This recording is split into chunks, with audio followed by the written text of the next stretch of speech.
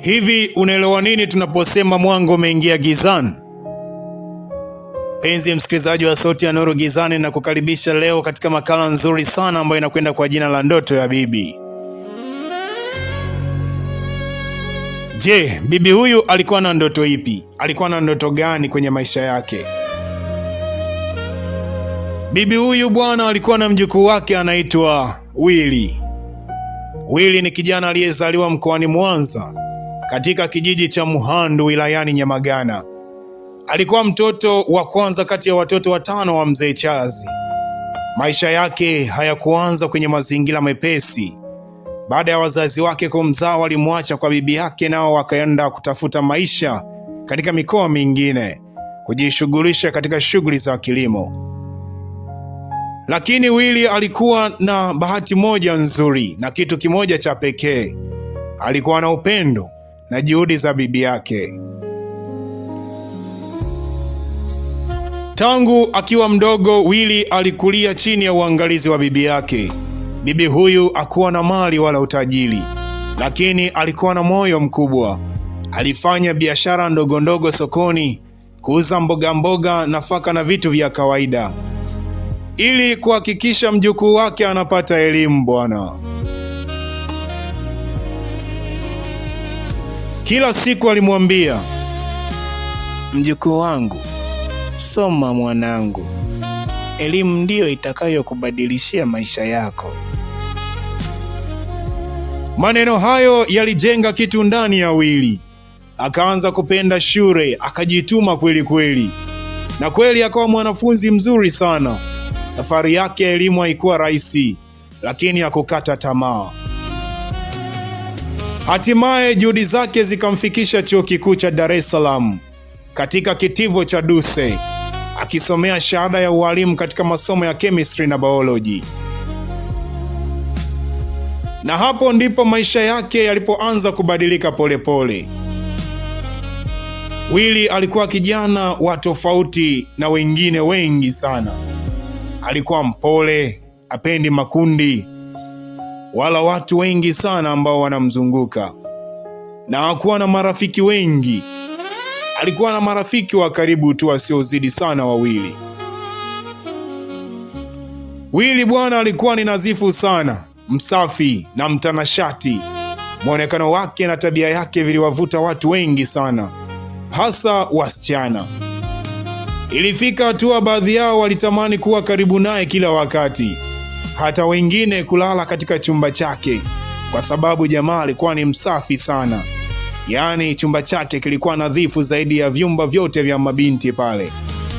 Hivyo walipenda tabia yake na usafi aliyokuwa nao. Lakini Willy hakujishughulisha sana na mambo ya ukaribu na hao mabinti. Maisha yake yalikuwa rahisi mno. Alikuwa anaenda chuo, anasoma, anafanya discussion na kurudi hosteli kupumzika. Mwanzo kila kitu kilikuwa kinaenda vizuri sana. Alifanya vizuri darasani, alielewa masomo, na alikuwa na ndoto kubwa ya kumaliza chuo na kumsaidia bibi yake kijijini. Lakini mambo yakaanza kubadilika. Kadri muda ulivyokwenda, Willy alianza kukutana na marafiki wapya. Hawakuwa kama wale wa mwanzo. Walikuwa wanatumia pombe, sigara na bangi. Siku moja wakamwambia, hivi vitu vinakusaidia kupunguza stresi. Ukivuta bangi unaweza kusoma kwa muda mrefu zaidi. Pia inakupa confidence ya kufanya chochote unachotaka, au sio? Testi mwanangu. Mwanzoni Willy alikataa, lakini shinikizo likaongezeka, na ndani yake kulikuwa na udadisi, akijiuliza maswali mengi moyoni na akilini mwake. Hivi hii inaweza kuwa kweli kabisa ni nzuri? Hatimaye akashawishika bwana. Kwa mara ya kwanza katika maisha yake akavuta bangi. Siku ile haikuwa ya kawaida. Baada ya kuvuta, Willy hakubaki yule yule. Alianza kuongea maneno yasiyoeleweka. Akawa anacheka ovyo ovyo. Akaanza kufanya vurugo mpaka wale waliomshawishi wakashangaa. Lakini badala ya kuona ni hatari, aliona ni experience. Ndipo safari ya hatari ilipozidi na kuanza kuwa kubwa zaidi. Tangu siku hiyo Willy alianza kubadilika. Alianza kuvuta mara kwa mara, kisha kila siku, mpaka ikawa hawezi kukaa bila bangi. Uwezo wake wa kusoma ukaanza kushuka. Alianza kukosa vipindi, discussion zikapotea. Polepole hata muonekano wake ukaanza kubadilika. Yule kijana msafi na mtanashati akawa wa tofauti sasa. Mvuto wake ukapungua zaidi. Wasichana waliokuwa wanamfahamu wakaanza kumshauri, Willy, acha hii kitu, itakuharibia maisha. Lakini Willy hakuwa tayari kusikia. Bangi ilikuwa imechukua nafasi kubwa ndani ya akili yake. Ilifikia hatua Willy hawezi kulala bila kuvuta. Ikipita siku hajavuta anapata mateso sana. Mwili unamsumbua, akili inamtesa. Alikuwa tayari kufanya chochote ili apate bangi. Maisha yake yakageuka kabisa. Akawa kijana wa ovyo, mgomvi, mchafu, asiye jali tena maisha yake. Hata wale waliomfundisha kuvuta wakaanza kumkwepa.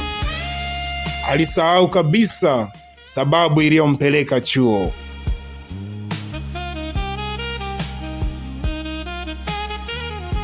Ndoto ya bibi ilianza kuzimika huko kijijini. Kulikuwa na bibi mmoja aliyekuwa anaishi kwa matumaini. Alikuwa amewekeza kila kitu kwa mjukuu wake. Alikuwa anaamini siku moja Willy atamtoa kwenye maisha magumu.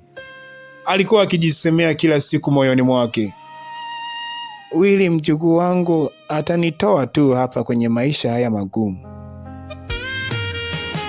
Lakini polepole ndoto ile ilianza kufifia, yaani kama taa inayokaribia kuzimika. Maisha yanabadilika bwana. Chuo kimemgeuza mshikaji. Badala ya kusoma sasa, wanamsoma vibaya sana huko street.